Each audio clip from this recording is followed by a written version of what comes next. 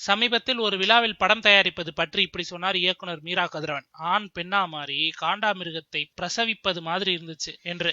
மொட்ட சிவா கெட்ட சிவா படம் சம்பந்தப்பட்டவர்களை கேட்டா இதை விட பயங்கரமாக கூட சொல்வார்கள் போலிருக்கிறது. மொட்ட சிவா கெட்ட சிவா படத்தின் தயாரிப்பாளர் வேந்தர் மூவிஸ் மதன் சிறைக்கு போய்விட்டார். ஆனால் படம் வெளியாக வேண்டுமே, அவருக்கு தனிப்பட்ட முறையில் கடன் கொடுத்தவர்கள், இந்த படத்தை மனதில் வைத்துக் கொண்டு கடன் கொடுத்தவர்கள் எல்லாரும் ஒன்னு சேர்ந்து பணத்தை எண்ணி வச்சுட்டு படத்தை ரிலீஸ் பண்ணிக்கோ என்று முட்டுக்கட்டை போட தினந்தோறும் இழுபறி.